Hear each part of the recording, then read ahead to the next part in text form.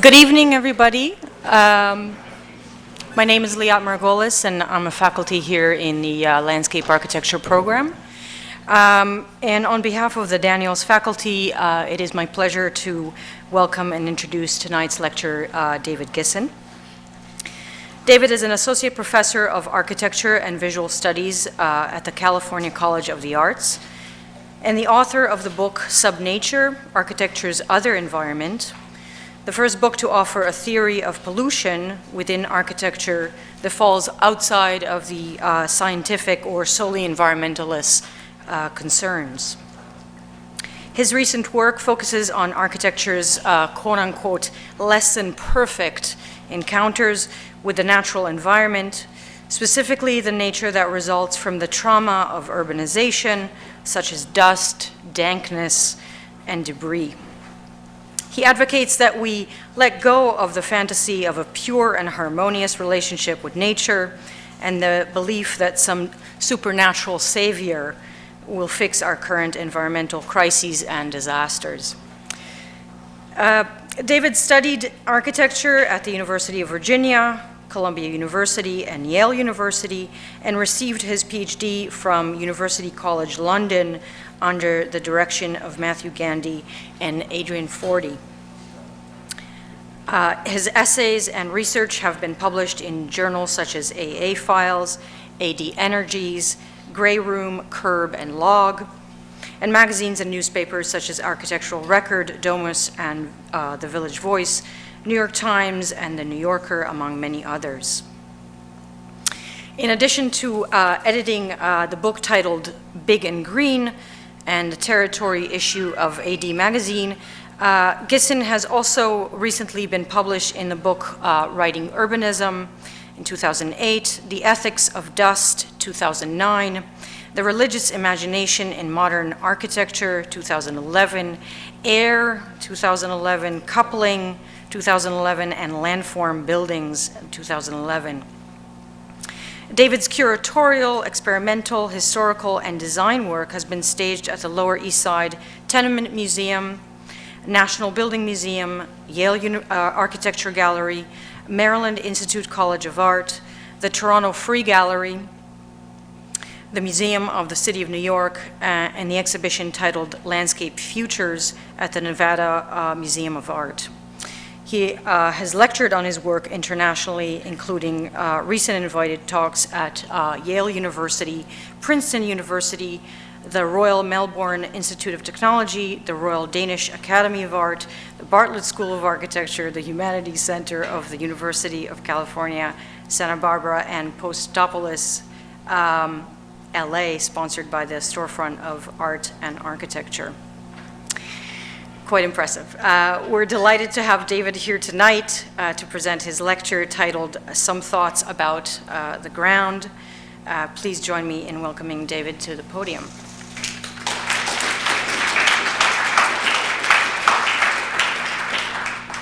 Thanks, Liat. That was really nice. And thank you, Liat and Richard, for inviting me here. It seems like I come here once a year for the past 3 years, so I'll see you guys next year.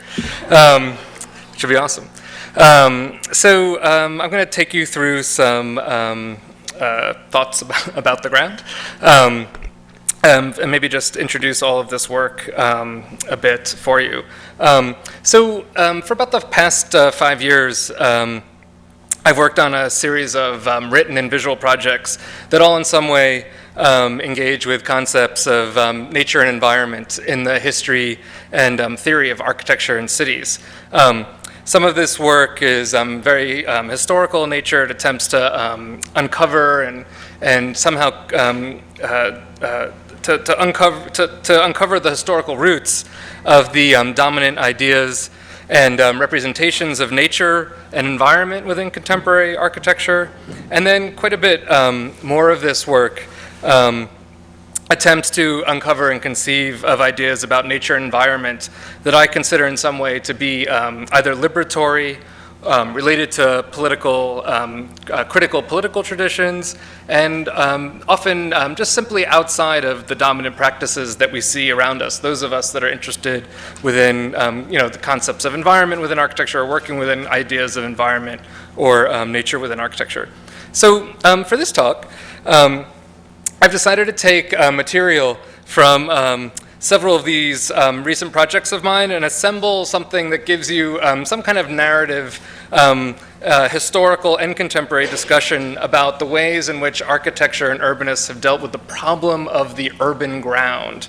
That is, the city's ground being some kind of critical issue that has to emerge front and center within architectural thought, both within historical writings and in contemporary writings. And now that Rudolph is here, that's perfect timing, because this in some way is very much, one reason I want to give this talk is that it's very much influenced by some of the writing of many people in the room, extending back to things like Rodolphe L. Corey's work on the concept of the 18th century street, and extending to many of the things that Liat and Mason and John are working on now, which also in some ways deal with the ground. So in some ways, kind of hat tip to their work. And on a more personal note, it's also for me a hat tip to, or a recognition of the ideas of Karl Marx, who could not be here this evening, unfortunately, who also writes about the ground, and not the urban ground per se, but ground generally, as the kind of base condition of human social existence. And one of Marx's observations is that who we are and what we can be is very much related to our dialectical relationship to ground, both as a substance, as an idea. So in some sense, our subjectivity and our material conditions are related to what he calls the base, which, believe it or not, within Marxist theory is the earth itself. So let's begin this sort of something of a whirlwind, I guess, of ideas about the ground, and begin with when the ground begins to appear as a problem. So in the 17th and 18th century, we begin to see the city's ground, literally its earth and surface, appear as a problem relative to the social life of the city. This has to do with very simple and practical things on the one hand. For example, the inadequacy of medieval cities to absorb the expanding populations as cities begin to have early forms of capital economies and begin to have some of the seeds of what will become industrialization. And it relates to things that are less obvious. For example, within modernity and the kinds of excavations and digging into the ground that are part of the development of the cities, as we see to this day, as you walk around Toronto and you see sites developed through digging and into the earth, that the visual and sensorial qualities of the earth itself within the city begin to take on problems relative to health, sanitation, and the very sort of nature of what cities are in terms of like the kind of stuff within them and within the ground. And this is an image by Philippe Bosch of the Paris flood of 1740, in which he's showing the extent of the Seine as it rose over the banks and the way it infiltrated the medieval pattern of the city. And in some ways it was a call for Paris to become reconceptualized and reconsidered in terms of its inadequacy to absorb the transformations within the river relative to the city that was expanding and growing. And it's an image that's almost it appears almost at the same time that many of Louis XV's plans to remake Paris were appearing in terms of ways to improve the city, both in terms of ideas of circulation, health, and sanitation. And Philippe Bosch is a really interesting guy in terms of contemporary architectural aesthetics. He was an architect first. He was trained as an architect and eventually turned to geography to articulate his ideas about cities and concepts of space and territory. He drew up most of the maps of the New World for Louis XV and was involved with all kinds of subterranean cartographic projects, as well as these kinds of cartographic projects within Paris itself. So this sense of the city's ground and the kinds of, not only the problems that it arises, but the new forms of cartography that begin to emerge in and against it, also appears within an increasing kind of cartographic project that's brought about again by like massive urbanization, but that's also related to problems of sanitation reform. So this is Hector Gavin's map of the pestilent disease mist of the Bethnal Green neighborhood in London. This is now a very kind of cool shopping neighborhood in London, but at one time it had these huge piles of crap like around it because the city's sanitation was so poor within this neighborhood.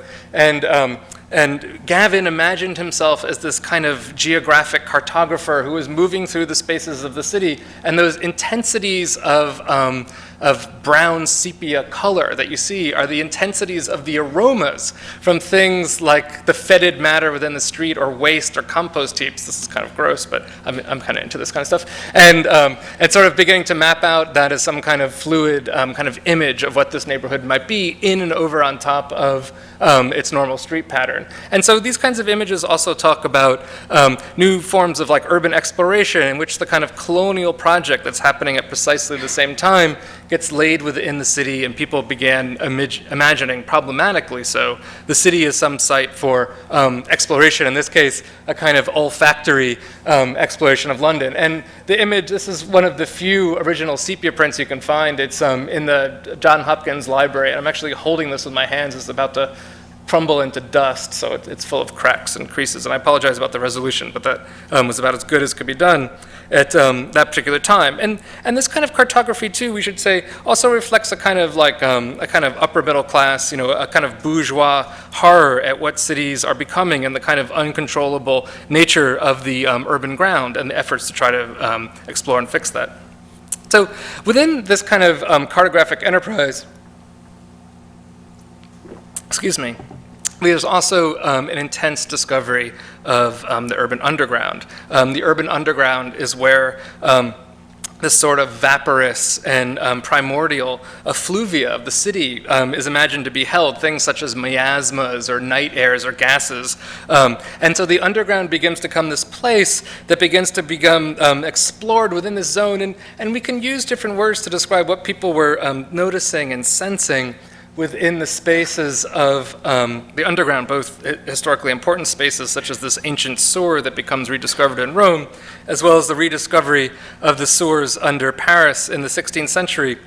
But, there's words such as miasma and exhalations and so forth, but there's this English word dankness, which I think sort of sums it all up. This sense of this cold, sort of tepid and moist air that's somehow harmful to the citizenry of the health of the people in Paris. And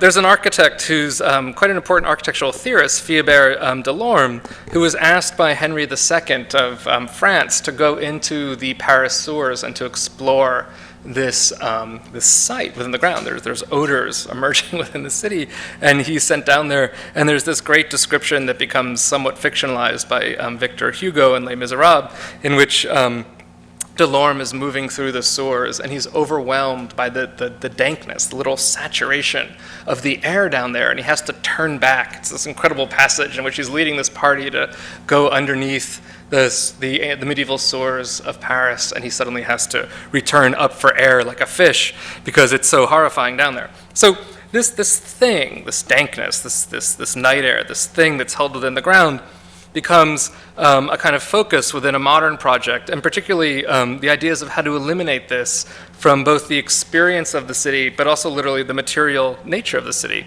And so this discovery of the underground and the kind of desire to eliminate its stagnations becomes both a scientific project, but also an architectural project of representation.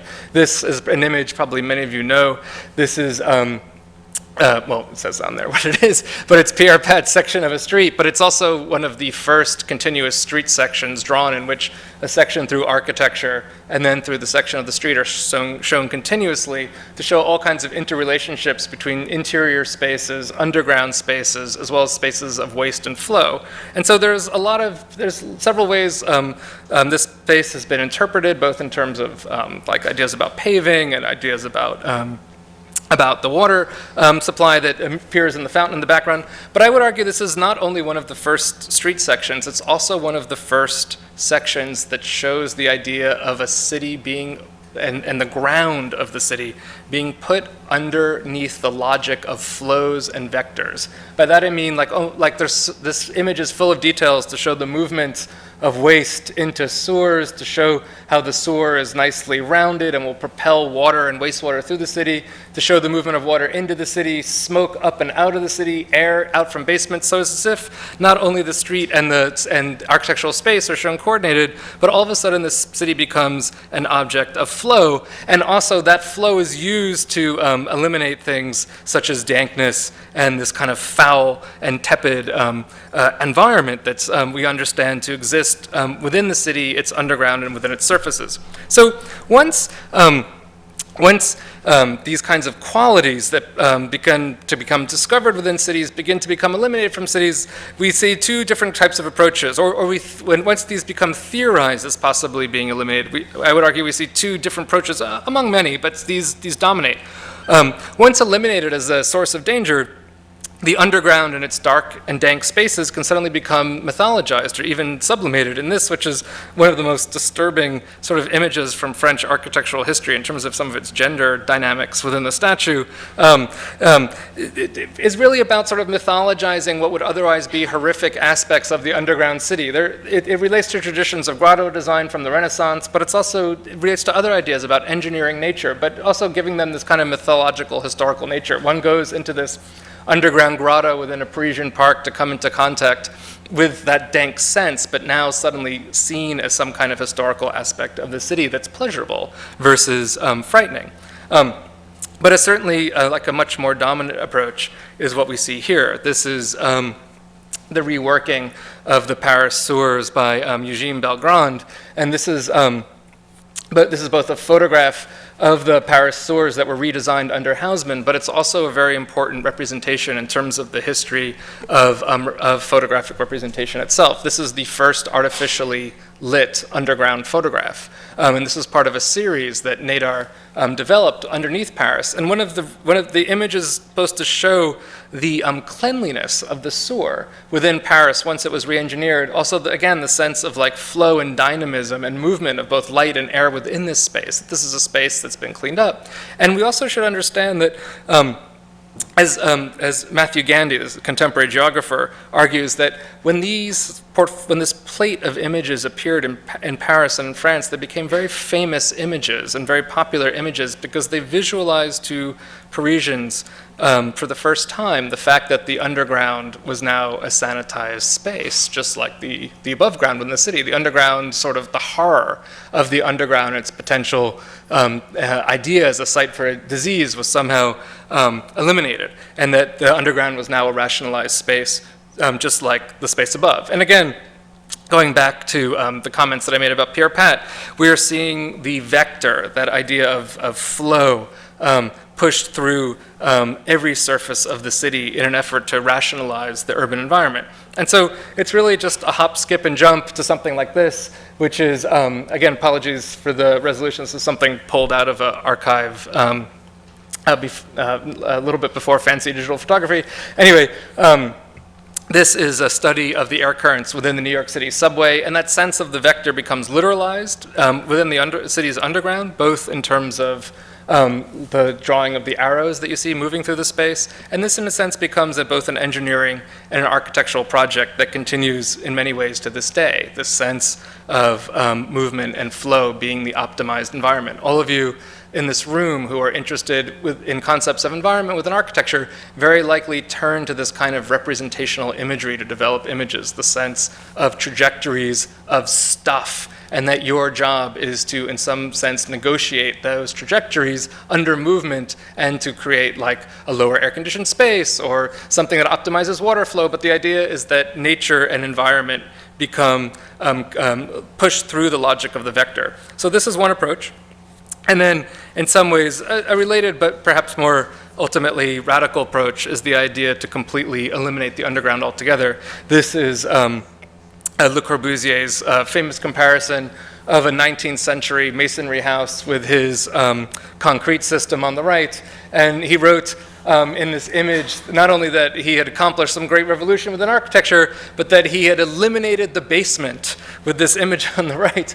This is his design with the car here. There's no longer, I no longer break the ground, he says, and he says, I no longer give people that most, what he called the most mediocre of all spaces, the cellar. Right? And I have eliminated dankness from the city. I have eliminated odor from the city. I've eliminated the problems of the ground from the city. And the ground somehow becomes remade into this trajectory of automobility and movement. So, in addition to this engineering of the underground and ground, we also see other kinds of images that relate less to projects of rationalization, but in terms of the problem of the urban ground, also relate to problems that emerge within modernity, such as the destructions and reconstructions that are part of the process of modern urbanization. And so one of the things that I've written about in the book Subnature, and I just want to take you through some images now, is this sense of the ground within a state of transformation, of buildings coming down. There you can see the sewer. This is a project of during Haussmann's renovations of Paris, and the ground becoming filled with debris and rubble, is that we see an intense architectural reflection on the concept of debris within the city, as all of these destructions and reconstructions are occurring and happening. Debris within the 18th and 19th century is actually a relatively new French word. It's a word used to describe a more kind of atomized form of rubble or décombré. And also to talk about the debris also talks about the inability to tell what these atomized bits are or what they might be within the city. And so debris begins to become this thing that is theorized within the urban ground. And in terms of early writing on debris, we can trace sources to the very late 18th century, but in Viollet-le-Duc's writing, the French architectural preservationist and theorist, he discusses debris and demolitions as a kind of new kind of architectural factor that has to be brought into considerations of renovation, the design of cities. This is from a book he wrote after his failure to protect Paris during the 1871 siege that ultimately led to the Parisian Commune, and it's filled with historical and more contemporary images of cities sort of falling apart from warfare and from various destructions and reconstructions. And so this debris, this atomized remains, becomes for him something that must be considered from an archaeological and architectural project. And debris also takes on a revolutionary quality within urban writing, not necessarily architecture, but within urban writing as well. These images, which I'll talk about a little bit more in just a second, this is immediately after the siege of Paris by the Prussian army in 1871. The Prussians signed an armistice, and I'm not sure how familiar you are in the room with certain aspects of revolutionary European history, but the remaining citizens within Paris in 1871 after the siege, mainly of working class and lower middle class backgrounds, reclaimed the city and declared the Paris Commune. And in addition to sort of socializing the city within the precepts of concepts of socialism, they also conducted a series of very calculated destructions throughout the city. And so here at the Place Vendôme, I'll talk about this a little bit more later when I talk about some of my own work, but here at the Place Vendôme, they took down the column and created this debris field within the city that became like their monument within the city, and people would actually come get their photographs. They would actually buy a ticket to get a photograph taken next to this pile of debris. And here debris and destruction becomes part of, obviously not modernizing the city, but in terms of the revolutionary discourse and discussions about what cities should be and become, that this would somehow remain as some kind of counter monument within urban life. But in terms of architectural theory and thought, we don't really get a full-blown theory and reflection upon debris and this ground covered with debris within architecture until immediately following World War II. During World War II, European cities and Asian cities are completely reduced in many cases to nothing more than piles of debris. And there's an intense reflection on what it means to be within a city that is in a sense covered with these scattered and seemingly unrecognizable remains that seem to have no trace of a city's past and that seemed to suggest no necessarily clear direction for what the city might be. And so in some cases, these debris fields are seen opportunistically by various modernist urban programs as sort of like a kind of carte blanche in terms of ability to rebuild without history. In other cases, we see reflections on the stuff itself, on debris, and what it might mean in terms of architecture. And there's this fantastic quote by Kenzo Tange, one of the founders of the metabolist movement, as he's walking through Japan and through Tokyo after the firebombing and destruction of the city to nothing more than ashes and embers, which I'll just read to you, in which he's like reflecting on this stuff. And he says, I cannot dispel from my memory the image of Tokyo as I saw it immediately after the war at the end of 1945. The spectacle that met my eyes was desolate. Around the financial center of the metropolis, a few of the larger reinforced concrete structures still stood upright, but vast areas of homes, small shops, and stores had been razed to the ground. Here there were not even the mountains of rubble of German towns. The wooden structures had gone up in flames and smoke, leaving the ground covered with black dust and spent ember-like debris. For acres and acres, the prospect was one of a gray desert, which every now and then one came across broken crockery, strange green stones, which were the remains of bottles that had molten because of the heat, misshapen sheets of corrugated iron which had barely been covered by some flowering climber that imagined to germinate between one bombing and the next. And he goes on to reflect on this plant, and it's, the metabolists are very into these kind of vitalist images of nature and so forth and so on. And so this kind of formless space is seen by many metabolists as the site for reconstruction, as a site for their particular modern and avant-garde vision. But there's this very curious image by Arato Isozaki that was made for the Milan Triennial of 1968, in which he has an image of Hiroshima and he shows his own metabolist reconstructed project as a new ruin, as if Hiroshima had been destroyed again after being rebuilt in terms of these two mounds of buildings. They look as if they're almost composed of debris itself. And he's trying to describe this kind of, it's almost this nihilistic attitude towards reconstruction. But what I recently gave this talk at Berkeley, and someone there had reminded me of something about this image, which is very important in terms of its history. So this was shown in Milan in a triennial 1968, at a time in which European cities were experiencing enormous revolt. And this exhibition actually never made it to be publicly displayed. Several students and faculty members of the College of Architecture in Milan went in and did an occupation within the exhibition, actually wound up destroying the exhibition itself. And Isozaki has this amazing reflection about this where he says, it's totally in keeping with the project. And so one just has to deal with these things. And this project is about destruction. And so destruction comes along again. And the image of destruction becomes destruction. Right now, your metameter is probably like going off into the red, right? Okay. So within the United States, of course, and as well as within other European countries, this experience and reflection on debris has less to do with war and more to do with certain kinds of urban renewal projects that appear, particularly post-war. This is from Robert Moses and the Public Works of New York City, destruction through the South Bronx in New York City, and the creation of the Bronx Highway, which is now overgrown and looks quite beautiful, actually. But we always have to remember the amount of destruction that is there, and several people from Robert Caro and others sort of are talking about like looking at these the reduction of these neighborhoods to mounds of rubble and debris, and what could possibly be made out of that. And debris becomes increasingly a kind of architectural material within post-war architects, within certain practices that are keen to like make these aspects of the history's city sort of revived and lived on.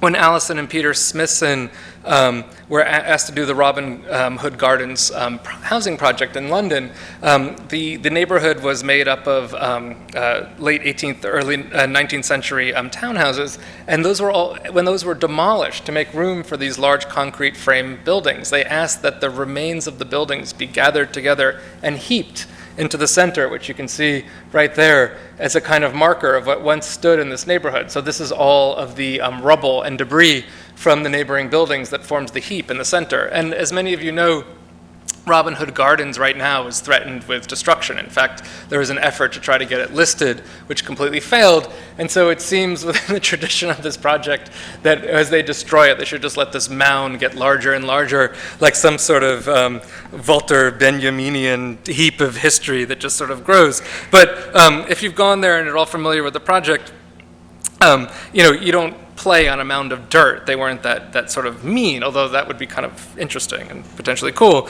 It was soldered over as a kind of place for children to play, and still stands there today, although it's settling. So it's less monumental than it once was. It's more of a heap than a great mound that it once was. Okay, so in a lot of post-war images of ground, we see ideas of the urban ground begin to emerge and intersect with ideas about architectural critique, particularly within post-war architectural theory, in which the conceptualization, like the ideas around how we can develop a critical approach to architectural theory, begin to carry into critical reflections on ideas of the ground, both within architectural writing and within representations of architecture.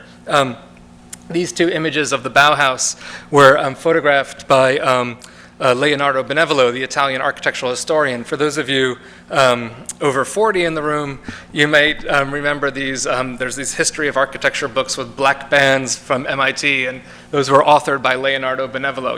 That was the book that people read for the history of architecture, and he made a point of including many photographs of very important monuments within the modern movement as he saw them in less than ideal conditions. And so these photographs that he took of the Bauhaus show the kind of lack of drainage around the buildings and sort of show these puddles, right, which also repeat reflections and imagery of the building. And I think there's been there's a few of us, I guess, who speculate about the production of these images. One of the ideas that we might see within these images is that as architectural history itself begins to become more aligned with media, with photographic images, with televisual images, that Benevolo's photographing of these buildings in this way operates as a type of realism, in the sense that these buildings don't just exist in a book in some sense, but they exist somewhere. And so the puddle and the kind of lack of drainage around these buildings begin to suggest that they exist somewhere without, in a sense, being sentimental about ideas of place that are sort of ideas that are emerging at the same time. There's very little sentimentality within these images, even though they try to suggest that these buildings exist somehow outside of photographic representations. And this kind of idea of the ground and the puddle becomes used, I think, to great rhetorical effect by Michael Karapetian, who was commissioned to photograph the Economist building by Allison and Peter Smithson. And so Michael is one of the few architectural photographers from this period who I was able to interview, who's alive and was able to interview, and had really fascinating ideas about what he was trying to do within this image. If you're at all familiar with Allison and Peter Smithson's work, this is like the iconic image of this particular project. And and Karapetian said that he wanted to photograph this. This photograph, in some sense, is a criticism of the way that most architectural photography was in the mid-1960s. It doesn't have a clean sky with a bright sun. The shadows are muddled. There's fog. He wanted to photograph this man standing in a puddle, in a sense. And he said that the image not only is a critique of photographs, but that the environment of the image, particularly that man standing in the puddle on the ground there and the sky overhead, are a kind of historical invocation of the climate of London within a project, this project, that is making historical nods to the historical architectural fabric of London. So in some way to invoke it in a British environment that is of like the kind of similar to the 19th century nods within the architecture of the Smithsons in terms of its scale and so forth. So trying to align representational projects with architectural ambition. So an extremely interesting photograph. And of course I had to ask him about the hat, right? If you can see the resolution, I'm not sure it's good enough, but the man in the bowler hat, like, did you ask this man to wear a hat like that? And he said, no, of course, that this is the way people dressed when they went to work in London in the mid-1960s, totally normal to wear a bowler hat on your way to the office. So, but also just fantastic image. So, this sense that the ground, is this kind of less than perfect ground of puddles and drainage and so forth, I think becomes intensely radicalized by the architect, artist-architect Unterwasser in his mold manifesto, in which he calls for it's this very anti-modern manifesto in which he calls for modern architecture to expose itself to the literal fetid mold of the street. This is almost like a return to the 19th or 18th century, and to let it overwhelm buildings. So he's speaking both metaphorically and quite literally in the sense that the what is within the earth and its potential moldiness and dankness will somehow begin to overwhelm architectural structures. And somehow as a kind of critique against the rationalization of architectural space. And this is something we see throughout, many thinkers and practices from a wide range, but all share this kind of sense of returning to some kind of historical ground. Some of the more significant of these are Gaston Bachelard, who argues that in addition to try to recall these pre-modern archetypal type spaces, such as the attic and in particular the basement, and he talks about recovering the cellar, which if you recall, Le Corbusier had supposedly banished from our experience of the city, that to somehow return us to the cellar and what he calls the cool wetness of the earth and its walls that are down there. So somehow the cellar becoming this sense of historical recovery within spaces. This also appears within Peter Eisenman, and I don't know if Peter Eisenman and Gaston Bachelard have ever been equated within a lecture. Peter Eisenman probably vomit if he heard that, because I think he considers Bachelard to be his arch enemy. But they both have this sense of, within both their work, there's this sense of returning to the historical nature of the urban ground. This is Peter Eisenman's Berlin housing project, in which the garden section of the project that was never built, he imagines recovering vestiges and elements and lost traces of the urban ground, as well as other kinds of cartographic ideas that move through the ground but that we can't see, such as Mercator lines and the literal grid of the city.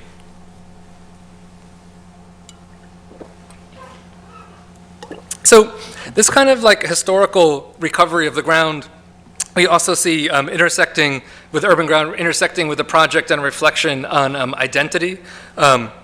This in Tom Depore's Irish Pavilion for the Venice Biennale, the firm was asked to make the first pavilion for the state of Ireland at the Venice Biennale. And instead of creating a permanent structure, Depore architects decided to make this building out of bog mud. And the bog is something that within the history of Irish Anglo relations, the bog is a space that has often been associated with Irishness, often in denigrating and in ways denigrating and insulting, in the sense that there's within a lot of British literature, there's a sense that the Irishness have this closeness to the mud and the dirt of the bog. And so in a classic kind of move within identity discussions, Depore sort of recovers the insult as an act of expression and monumentality. And so they created this building out of bog mud, which was destroyed. I'll explain that in just a second, which apparently had this incredible odor of the earth that wafted through the pavilion grounds. And a tiny building could barely go inside. But I think in a really remarkable gesture of the humility of the state in the face of making this building, when the Venice Biennale was, when it closed, when the 2000 Venice Biennale closed, Depore architects said, look, Ireland has lots of dirt, and Venice is sinking in the ground and losing its ground, so we donate the earth of Ireland to the city. And the pavilion was shredded and sort of cast around the pavilion grounds to add to the soil of the city of Venice. So this sort of act of a sort of nationalistic act of humility, which I think is quite interesting. Philippe Rahm Architects is very much into this concept of environmental reawakening, particularly in terms of a counter-modern approach that can recover the urban underground in several of his projects. So in his underground projects for this suburb, not too far from Paris, he proposes to create this space that's somewhere between a cellar and a kind of a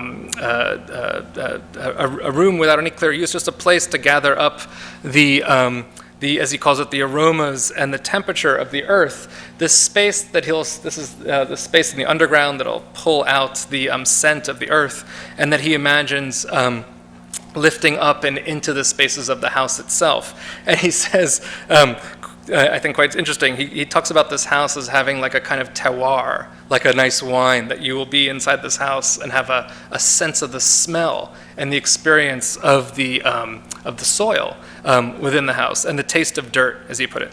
And there's additional projects as well that begin to recover, again, the historical nature of the urban city in ways that are quite different than some of the modern or even late modern examples. Manuel Herz and E.L. Weizmann, in a competition to design a cafe in Cologne, decided to do this project that was a commentary about the history held within the ground. Cologne, as many of you may know, was bombed heavily during World War II, and this park was on a site next to the river that cuts through Cologne. And what they proposed was creating these concrete shells that would be put on the grass, and that then excavations around the concrete shell would pile the heaps of soil that are all underneath this park on top of the building, so that people could see the debris that constitutes the soil of the park, so to understand that there's bits of buildings down there, and to sort of have this come to terms with the history of the city, but also to acknowledge, and I think in a way that's insightful, that within a city, the ground under our feet is not nature, but is always a social historical material composed of social and historical production and acts. So a lot of these ideas about ground, critical reflections on history, and the idea of like socially producing the nature and the kind of environmental sensibility of buildings is something that moves through quite a bit of my own work. And I thought I'd just bring this towards a conclusion by showing you some recent projects of mine. So I guess 2 years ago, is that right, Mason? But yeah, okay. So 2 years ago, Jeff Mano, who writes the Building blog, was asked to curate an exhibition on on landscape futures, on the future landscape.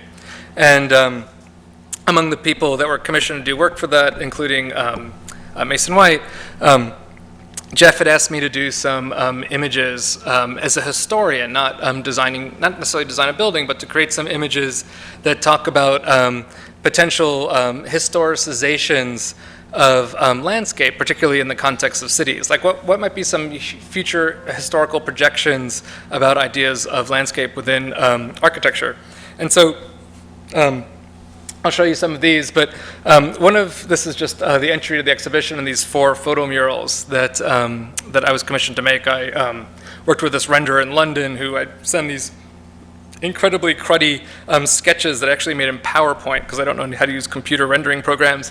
And I guess if you're a historian or theory person, like, you know PowerPoint. Anyway, so send him these images in which he made these rather spectacular digital images. But I want to show you a few of these because some of them relate to this concept of the ground. And I'm very interested in work of people like Manuel Herz, among a whole host of others, that are very interested in talking about urban nature and urban ground as historically constituted, as historically produced, and to create images of possible future landscapes that might begin to communicate that idea to a public. And so some of these images might seem a little bit tongue-in-cheek to you. Sorry, I won't build them up too much, but they're all meant with a sincere level of earnestness. They're not meant to be cynical in any way and to be potentially realizable. Although you of course can disagree. We did a series of 4 images. One of them has absolutely nothing to do with this theme of urban ground and earth, so I won't show it to you. You can see them all.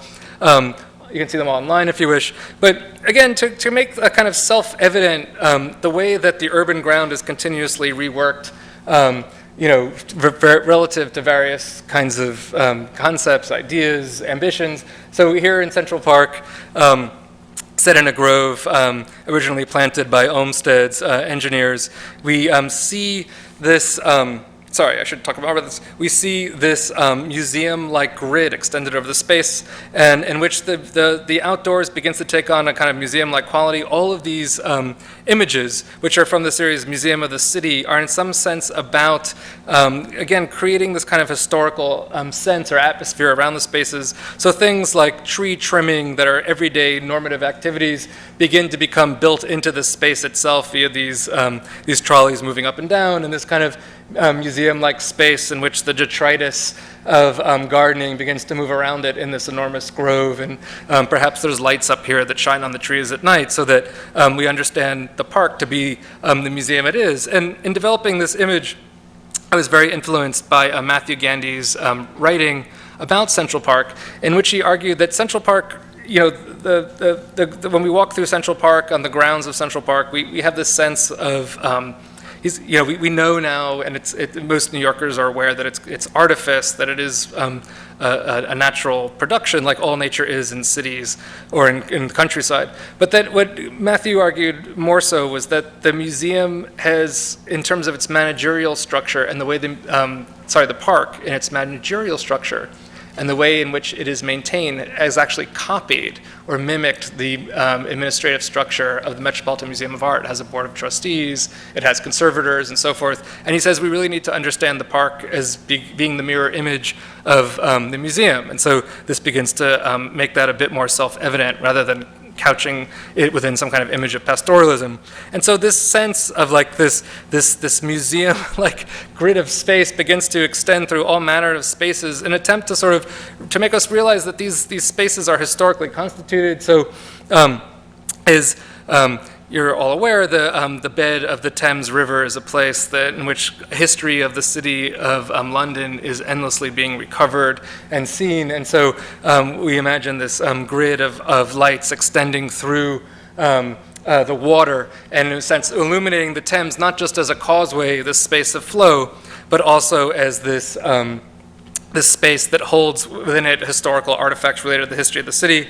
And probably my favorite image from the series is this of the Cross Bronx Expressway, in which, the renderer did this, under my direction, but in which we removed all of the street lighting and all of the, as much as we could, within Photoshop, removed all of the street lighting and highway lighting within the Cross Bronx Expressway and replaced it with this sort of field of museum lighting that stretches across one of the viaducts and that begins to illuminate the space. And my students have showed this project to my students, and I recall one of them saying, "God, it's so cruel that you cast these museum lights all throughout this neighborhood." And I just think, my God, if you had seen the floodlights on top of these buildings that were illuminating the highway and how brutal they were.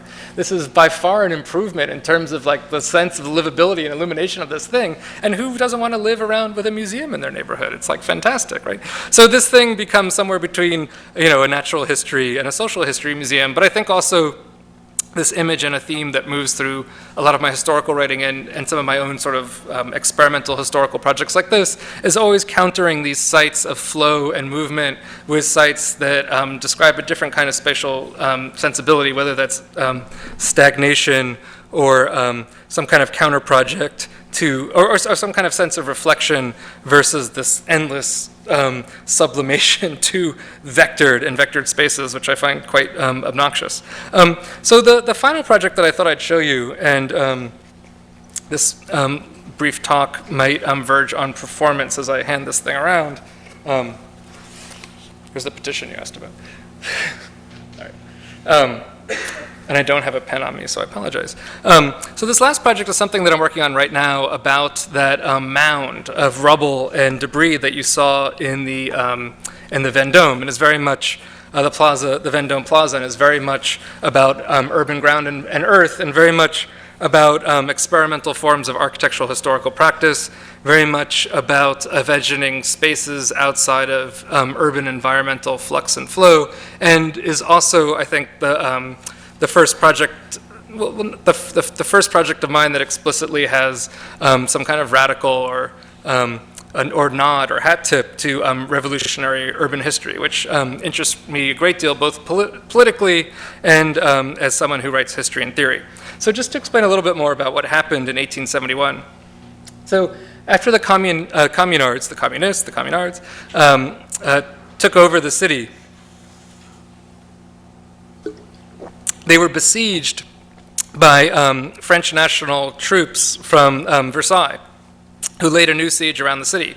This is, it ended in one of the worst urban massacres. In fact, maybe I should mention this now, that at the end of the Paris communes, we don't know the exact figures, but somewhere between 30,000 and 50,000 civilians were shot and killed. We don't know the exact number, and it was the worst civilian massacre in Europe until World War II. So that gives you a sense of the level of carnage that occurred once the communards lost the city.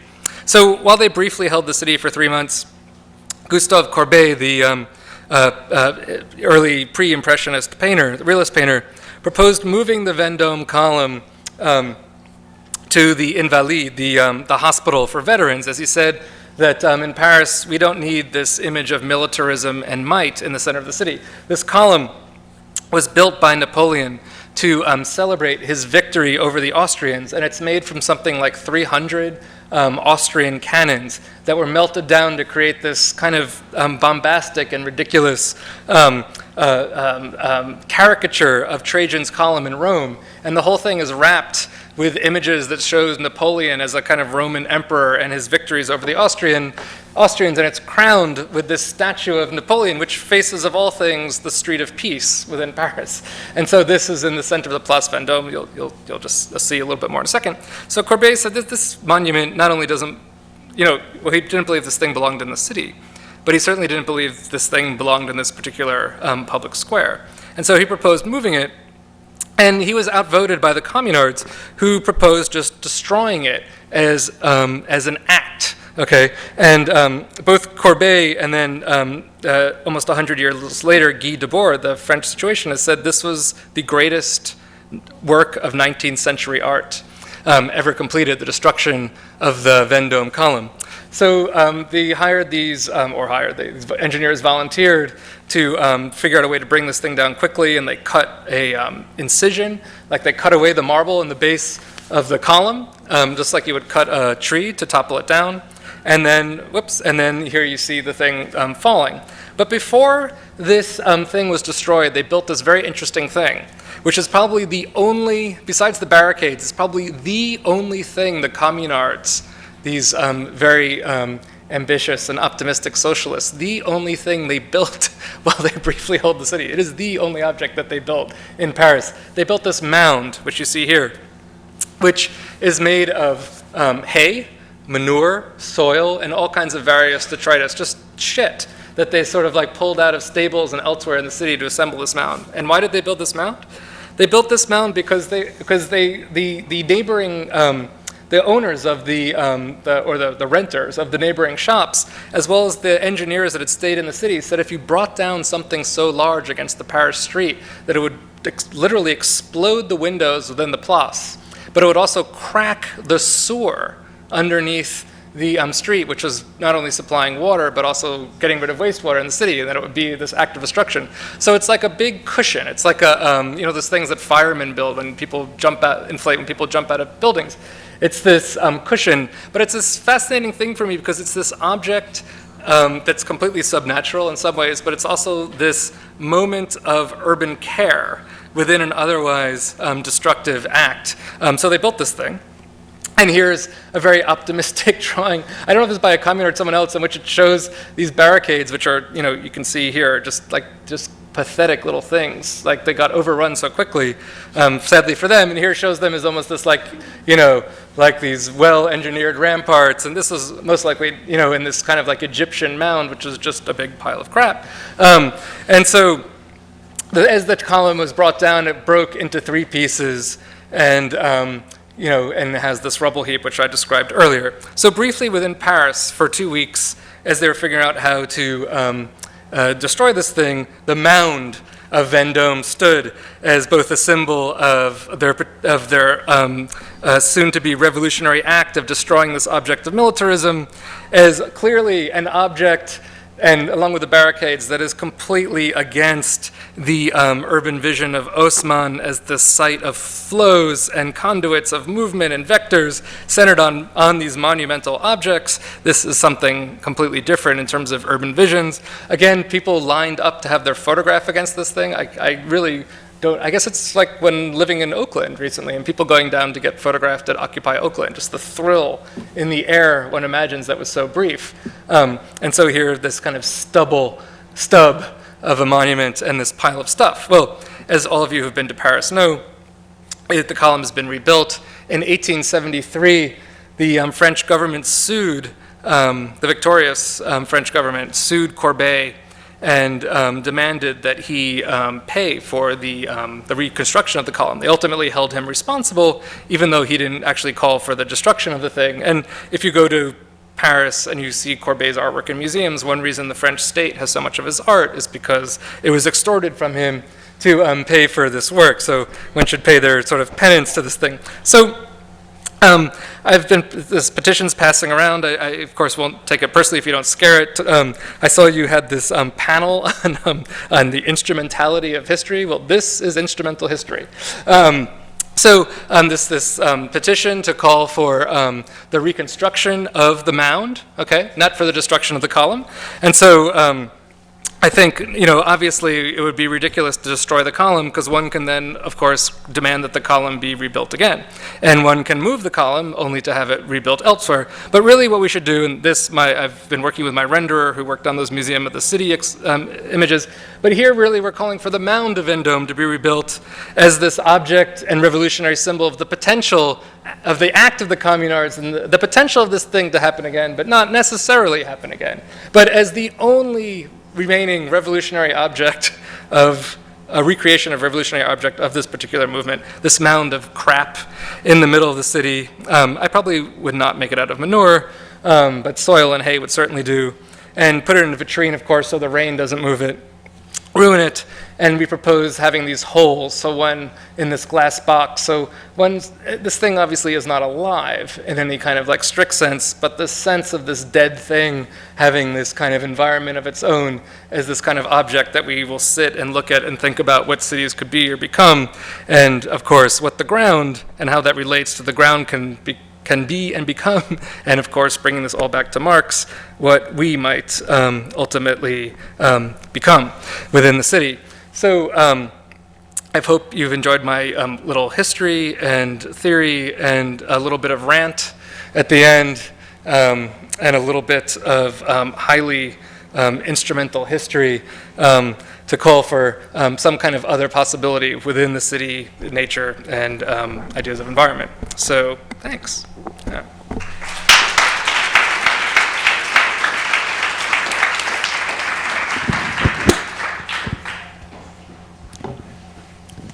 Does anyone have any questions?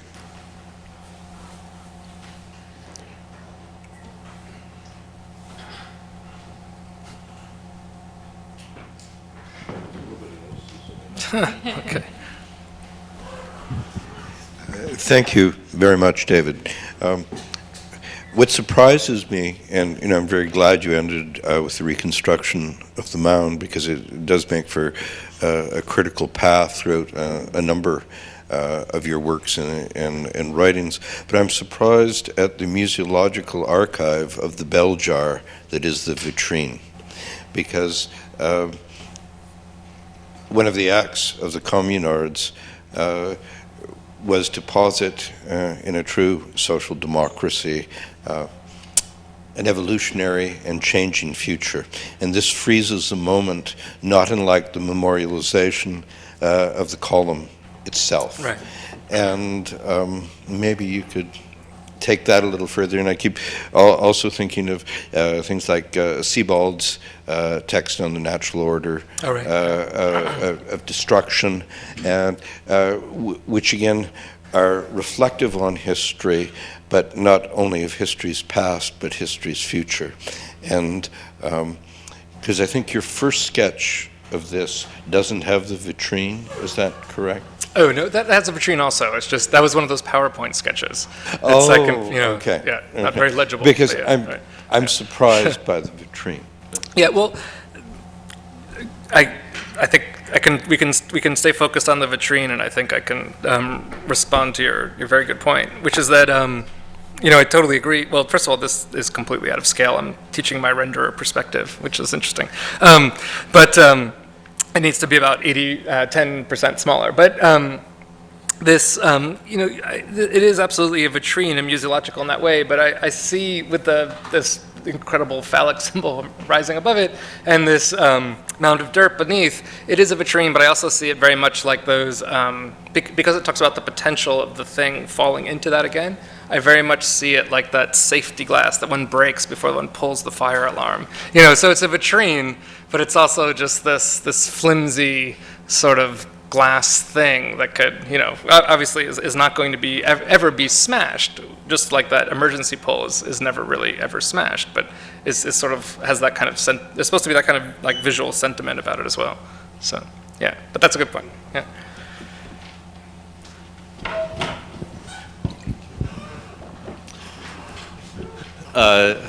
I enjoyed your talk very much, and found the images that your renderer's interpretations of your PowerPoint beautiful. Okay, thanks. But I had a thought struck me for the first time looking at them, which is that ordinarily we think that people, you talked about countering the pastoral perception of the landscape by revealing a kind of artificial construction of it, and it struck me that actually, for a long time, people perceive the landscape as artifice, and that instead, that actually what's being revealed, it's not clear to me that what's being revealed is a revelation, but rather a contribution to the taming of the landscape, which is threatening. And that the thing that sometimes gets revealed, and that is actually more disturbing than discovering that it's artificial, is that it's actually has a organic, that it's a vital force that is not entirely subordinated to our will. I mean, I can speak from the perspective of a homeowner who once had to pull dandelions from my lawn, and and their taproots filled me with horror and disgust, and their profusion as well. So in some ways, it seems like the thing that's uncovered is that. Yeah.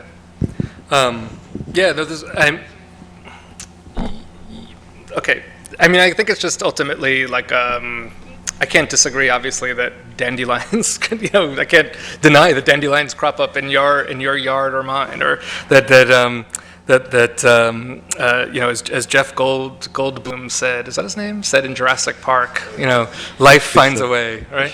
Okay. Disturbing. But I do think that, like, as in terms of experimental history work that I do, in which I am responsible for making images versus text, I do think we tend to reify or valorize certain aspects about nature. So I would argue we're experiencing a moment right now, which perhaps I need to think more about why it disturbs me, but in which there's like an intense vitalism, in which that thing that you described, I think, is completely reified and unleashed as an architectural aesthetic, this intense vitalism, animism, right? Nature is that which is alive. So from everything from images of plant life to making skyscrapers look as if they're living things that will overwhelm the city, or that dance.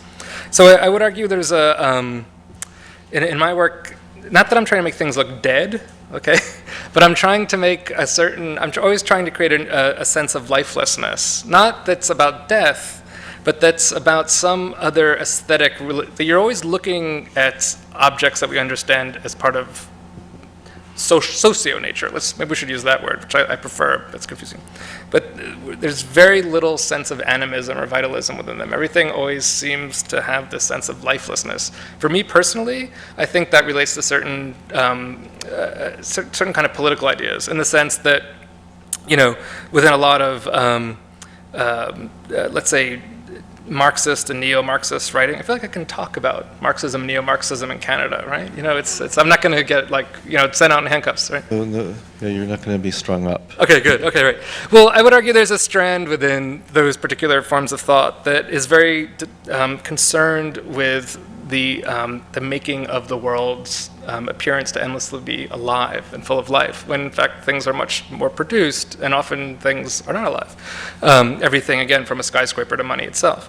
Of course, a plan is alive. But again, you know, in my work, I think I respond to that critique by trying to create this sense of anti-vitalism. Heaps, mounds, cuts, museums, you know, people critique museums because there's places where supposedly where things freeze, you know, and are lifeless. I actually disagree. I think, you know, having worked as a curator, museums are places of very intense and interesting debates on the status of objects in history. But I do think they do create an aesthetic sense, if we can invoke it, that's very different than the dandelion that's celebrated emerging from the weeds, whether we're looking at Louis Sullivan or, you know, Sanford Quinter, for example. Thank you. That was a long-winded answer. Continue So. on. No, but in terms of the history looked at, it is true that at least in the 18th century, the fear was not. It was about the city, that the city was built on a heap of debris, of shit and trash, right? That was the kind of the phobia. It wasn't the fear of the nature puncturing through from underneath. But also that was intensified because of the 18th century is also the century of archaeology. Right. The discovery of Pompeii, for instance, that was like very sensational. This notion that actually there is a whole history and perhaps another city buried underground, that is, and that that Paris actually may cave into that subterranean world. That was also fueling that kind of the imaginary of the underground. But it was always about the cultural and historical, the ground as a cultural and historical construct, not as of a natural one.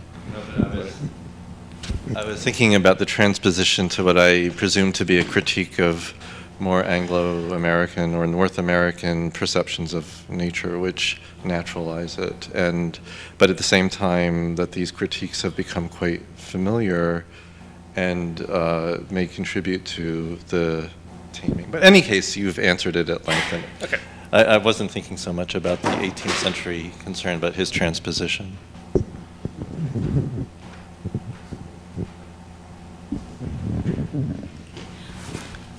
I'm a historian as well, and I have a very technical question in a way about the mechanics of constructing a narrative out of the different moments that you articulate. So I would be very intrigued if you could speak a little bit more about how you choose those particular moments and how you construct your narrative. I'm asking this because I'm intrigued by your this very compelling macro history that you create out of these moments. Pretty much every other historian of our generation, I feel like, is so preoccupied with micro histories. Yeah. So everybody else would spend, 3 years excavating any one moment that you mentioned. Yeah. But then, I myself am very attached to that methodology because of the way in which that kind of excavation reveals certain contingencies that may not be apparent in a macro history. So, what would you say about that? How I mean, very simply, how do you go about choosing the moments that you do? Where do you identify the continuities and the discontinuities? Well, first of all, I mean, I go both ways. So I have this book coming out that's, very much within that micro historical dimension about a sort of different kind of history of New York City in the 1970s that doesn't have images of. It's a very different kind of sense of what happened in New York City during that time, particularly through the images of architecture. So very narrowly focused. In fact, I think the publisher I'm working with wishes that it was a little bit more broad.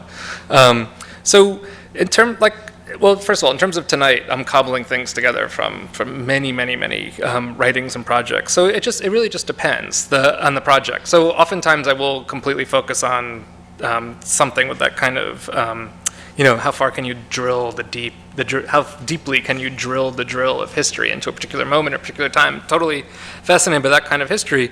But in terms of like a project like Subnature, which is basically a macro history upon macro history, collection upon collection, I mean, that project, well, I can give you a very specific answer to your question. That project emerged from my dissertation.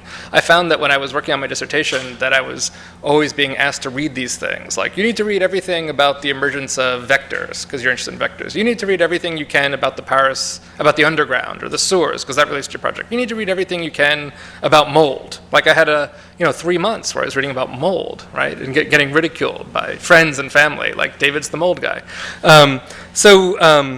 So the book was a way for me to have to reapproach those those kind of fields, the kind of not fields, but those kinds of explorations of very specific subjects. And so the chapters in that book, each of them emerge out of those explorations. If you read everything on debris that you could get your hands on, secondary sources, let's say, these are the kinds of images and subjects that keep coming up. When people talk about war, destruction, whatever little bits of materialist history there might be, these are some of the things that come up. And then for me, oftentimes I fill in the blanks, the historical gaps, with things that would make sense within particular traditions. This architect influenced that person, so they work on debris.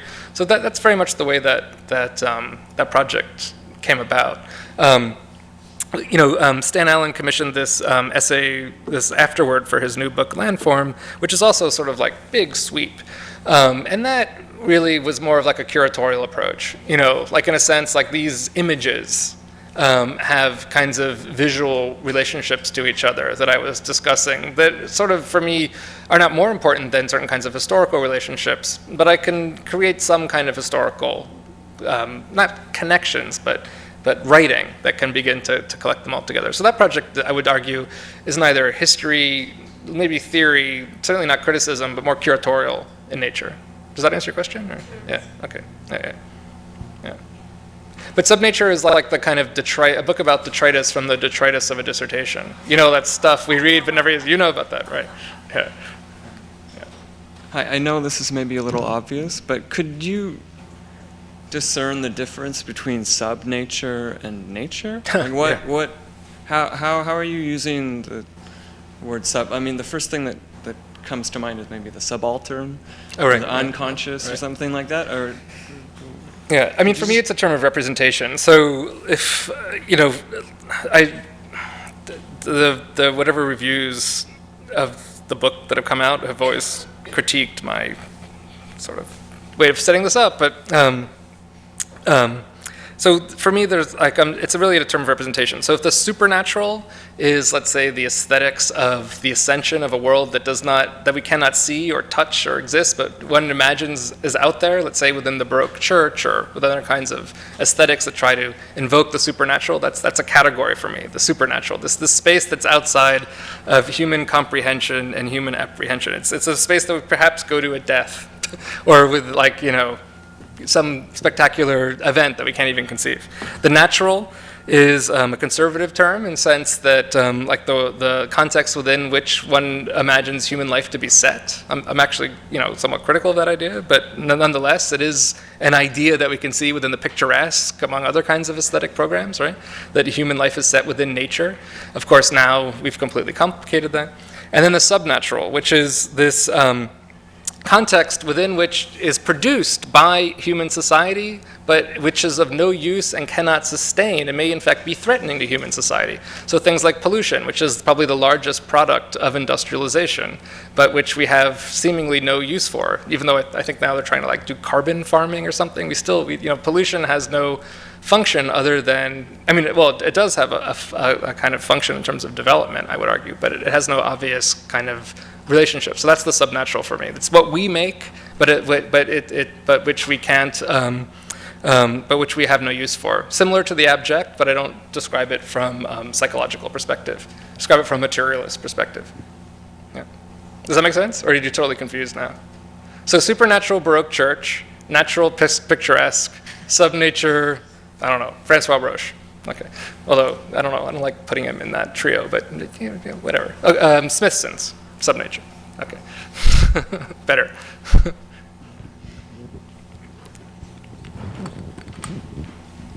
So this is less of a question, more of a comment that kind of beg your comment. I very much enjoyed your reflections on history, and correct me if I'm wrong, but I found it to be impregnated with this romantic notion that of the celebrating the organic nature of cities due to humans being arguably the main organic matter comprising a city, and also the natural destruction and construction of things that happens throughout time, rather than this kind of stagnant, modern, and in a way dishonest representation of a city or structure or architecture that we've seen so far.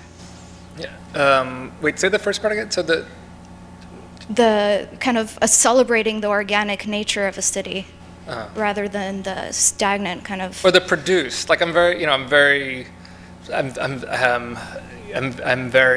influenced by the writing of people like Neil Smith, who, if you're interested in this stuff, main influence, who's wrote in the early 80s of this idea of the production of nature, that nature is endlessly produced by societies, that there is no nature that exists anywhere that's not produced. So that's really more of the, yeah. In a way, you can't control the development of a city. You have to just kind of admire and celebrate its growth. I don't know. Well, I appreciate your admiration, but I don't. Yeah, I think I appreciate the friction, right? The frisson, right? That indescribable word that gives us middle-class people such excitement, right? I know it's weird, but that was a weird thing to say, but it's true. But yeah. Not so much like the kind of endless organic nature of the city, but more like the ability of people to endlessly insert ideas about the nature, of socio-nature that are agitational and outside of what we think is possible, right? Or that suggest possibilities that we haven't fully seen yet. Yeah. But maybe another option is go back to Smithson's and Michael Carpatian's photograph, which is quintessentially English. I mean, it's the depressing England of the 1960s, which ran pretty much through the 70s as well. It was that kind of tone, and mixed feelings about there seemed to be an intellectual underpinning to that which the Smithsons proffered, and yet at the same time it was remarkably depressing for being so opportunistic and optimistic. But then I want to switch Smithsons for a moment, from Alison and Peter to Robert, and the notion of entropy. And the extraordinary, and speaking of petitions, a current petition going round to rebuild and restore Spiral Jetty, which seems absolutely contrary to Smithson's own writing, to his understanding of history, be it natural or otherwise. I mean, where does that play? Yeah, no, that's, I mean, Robert Smithson's essay on Central Park is something that I think I personally reread almost every year. I just think it's for those of you who don't know, it's just a fantastic critique of the picturesque and a really kind of brilliant vision of what Central Park was and might be in some ways, where he writes about graffiti on rocks, anti-development graffiti on rocks, save the park, someone spray painted on a rock, and talking about that as part of the socio-natural elements of the park. So interesting. I think there's some room for unbuilt mid-construction Smithsons, plural, is very much like Robert Smithson. So one hopes that if they just didn't finish their projects, it would have been so fantastic. At least Robin Hood Gardens, right? Yeah, no, Robert Smithson's fascinating. I don't know what to say about the Spiral Jetty, although I would agree that preserving it would seem to be outside of his, outside of, obviously, would seem to be. To rebuild the Spiral Jetty by the planting deep flowers. Well, I thought you'd grow your dandelions. What can you grow in solar? Shrimp, brine shrimp. It could be a brine shrimp farm, right? Sea monkeys. Sea monkeys, that's right. There's Brigham Young standing on the hillside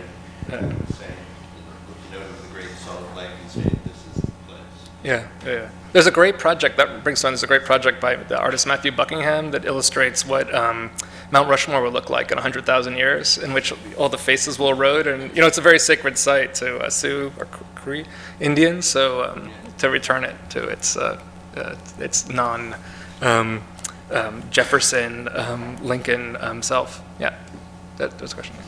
Quick question for you. Have you considered in your explorations sites like contemporary Detroit? I guess I haven't. When I was putting, it's a great question, because it's also about the kinds of images that those of us that write choose to reproduce and repeat. Because when I was working on the Subnature book, I didn't want that book to be seen as a kind of valorization for the kind of flight of capital from cities, the flight of money from cities. I was very careful in terms of image selection. I was living in Baltimore when I started that book, not to have images of Baltimore, which is in some parts looks very much like Detroit, or to have images of Detroit, but a different kind of sense. But it's hard to imagine. I guess the thing is, it's hard to see Detroit as critique per se, although it certainly has that potential to be that, right? But yeah, I'm not sure why people are so attracted to those images, actually, I mean, I agree, when I first saw Vargas, is that the photographer? When I first saw that book, I was really overwhelmed, but now seeing those images repeated so many times, I still think they're haunting. And I hate when people call them ruin porn, because I do think they're extremely disturbing images that we should think about. But I didn't personally want to reproduce those kinds of images. No. Yeah. Okay. Well, okay. Well, thank you.